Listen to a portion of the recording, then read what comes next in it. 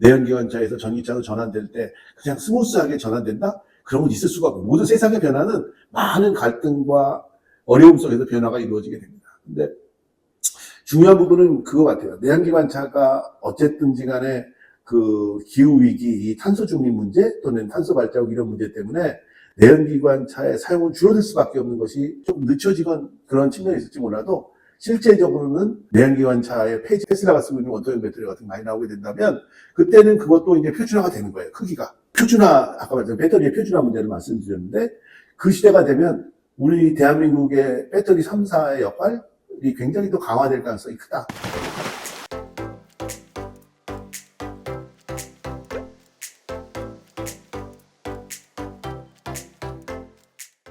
오늘은 아까 연구원들이 나한테 물어보던데 전기차 판매량이 좀 줄지 않았느냐. 그래서 내가 강조하는 그 2차 전지 배터리가 조금 문제가 있지 않느냐.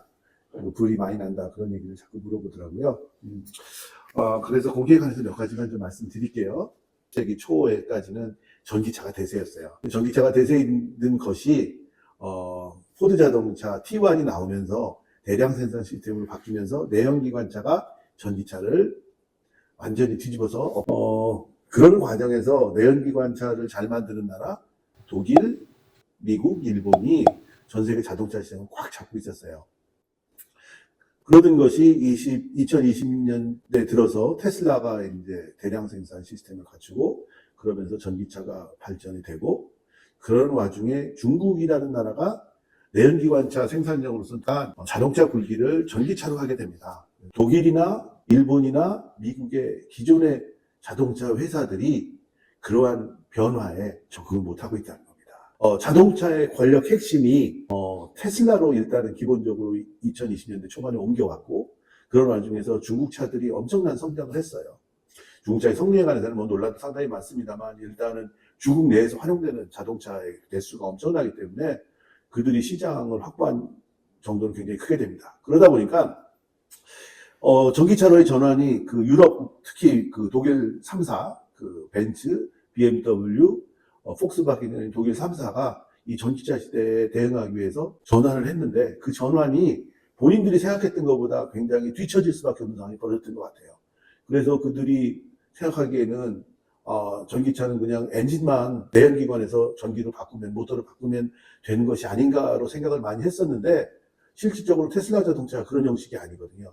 그래서 생산 형식이라든지 소프트웨어 중심의 변화 그러한 것들이 아주 총체적으로 변화하는 것에 독일 자동차들이 적응을 못해서 전기차의 전환에서 힘들어졌기 때문에 저는 이것을 자동차 권력 이동이라는 표현을 쓰고 싶은데 지금 현재 세계에서 가장 자동차가 앞선 나라는 테슬라를 만드는 미국이 있을 수가 있고 여러분들은 흉기차니 그래서 나쁘게 생각할 수 있지만 현재 자동차가 만들고 있는 전기 자동차가 상당한 수준에 올라가 있습니다. 그래서 이 두 개가 가장 앞서 있고 기술력 측면에서 중국의 자동차 회사들, BYD 그런 회사들이 저가 자동차 중심으로 해서 상당한 수준에 올라가 있어요.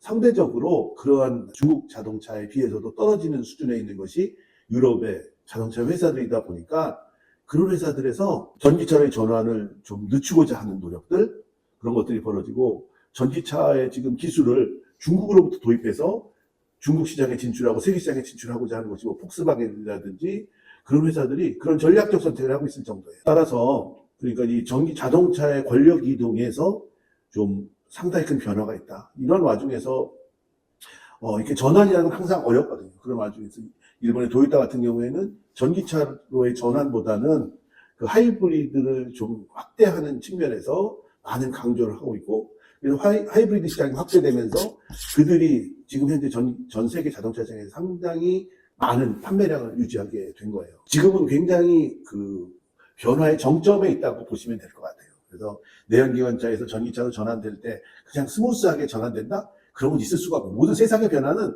많은 갈등과 어려움 속에서 변화가 이루어지게 됩니다. 근데 중요한 부분은 그거 같아요. 내연기관차가 어쨌든지 간에 기후위기, 이 탄소 중립 문제 또는 탄소 발자국 이런 문제 때문에 내연기관차의 사용은 줄어들 수밖에 없는 것이 어떤 정책적 방향이고 그런 정책적 방향에서 이것이 조금 늦춰지건 그런 측면이 있을지 몰라도 실제적으로는 내연기관차의 폐지나 새로운 전기차로의 전환이 1930년대에 이루어지는 움직일 수 없는 역사적 방향이 아닌가 싶습니다.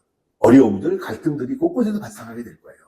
그 표준 쪽에서 보면 충전 단자 문제, 테슬라의 그 충전 단자를 테슬라만 쓸 수 있을 것인가, 아니면 그 충전 단자를 전 세계 자동차 기업이 공유할 것인가 등등의 문제 등등. 지금 현재는 충전 단자가 거의 다 회사별로 틀리고 그러한 것들이 여러 가지 그 어려움을 가중하고 있는데, 그 충전 시설을 확충하는 데 있어서 그것이 표준화될 필요성이 있겠죠. 근데 표준화된다고 그러면 테슬라의 특성이 없어지게 돼요. 그러니까 테슬라 입장에서는 오픈한다고 했다가 폐쇄적으로 가는 그런 선택을 하게 되는 경우가 생기고,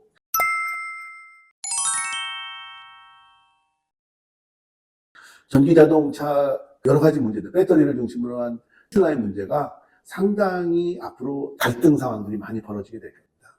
특히 배터리 같은 경우에는 배터리의 형식 자체가 어떤 형식으로 만들어지느냐, 팩 형태로 만들어지느냐, 아니면 원통형으로 만들어지느냐, 각형으로 만들어지느냐 등등 한 세 가지 형식이 있는데, 이런 형식에 따라서 팩 같은 것으로 만들어질 경우에는 표준화가 불가능해요. 자동차별로 만듭니다. 그 얘기는 뭐냐면 3년 전에 미리 준비가 되지 않으면 3년 후에 출고가 될 수가 없다는 걸 얘기합니다. 자동차 기업과 배터리 기업이. 근데 이제 향후에 2, 3년 지나게 되면 원통형 배터리가 이제 시중에 굉장히 많이 나오게 될 거예요. 테슬라가 쓰고 있는 원통형 배터리 같은 거 많이 나오게 된다면 그때는 그것도 이제 표준화가 되는 거예요. 크기가. 그렇다면 자동차 기업들이 그 2차 전지 배터리를 사용하는 데 있어서 굉장히 자율성이 주어지게 되는 상황이 벌어질 수가 있고, 그렇다면 지금보다는 좀 더 자동차를 만들어내고 그러는데 굉장히 그 쉬운 유연성이 부여될 가능성이 상당히 큽니다. 그래서 그런 시절이 되면 그 표준화, 아까 말씀 배터리의 표준화 문제를 말씀드렸는데, 그 시대가 되면 우리 대한민국의 배터리 3사의 역할이 굉장히 더 강화될 가능성이 크다 하는 것은 또 한 번 말씀드릴 수가 있어요. 왜냐하면 지금 원통형 배터리를 만들고 있고 그 어느 정도 수율에 도달한 나라는 일본의 파나소닉하고 한국의 LG 에너지 솔루션 정도밖에 없어요. 그리고 나머지 우리 배터리 3사들은 곧 거의 다 대중화가 될 텐데, 중국 같은 경우에는 원통형 배터리를 아직 제대로 못 만들고 있습니다. 그래서 그런 측면에서 보면 이제 배터리가 여러분들이 쓰는 동그란 이런 건전지 유형의 배터리들이 이제 수천 개씩 막 자동차에 들어가는 상황이 벌어질 때 되면 조금 또 이제 상황이 변하게 될 것이다. 그래서 자동차의 권력 이동이 그런 어떤 전기차로 급격히 변화하는데 굉장히 중요한 역할을 하게 되는 것이 그러한 시기가 아닐까 싶습니다. 이 배터리라는 것은 전기 자동차와만 연관된 게 아니에요. 우리나라가 배터리 기술이 발달하게 된 가장 중요한 계기는 스마트폰을 만드는 것이 가장 중요한 계기가 됐어요. 스마트폰 배터리를 대한민국이 만들고, 또 노트북 배터리들을 리튬이온 비슷한 그런 형태로 만들다 보니까 우리가 그 2차 전지 기술력이 굉장히 늘어났던 거고, 그러한 것을 기초로 해서 이제 전기차까지 확대가 된 겁니다. 그러한 기술력이 하루아침에 이루어진 게 절대 아니라는 것을 말씀드릴 수가 있고, 더 강조드리고 싶은 건 우리가 이제 4차 산업혁명, 지식혁명 시대에 넘어가게 되면 여러 가지 이제 그 문명의 이기들이 우리가 사용하게 돼요.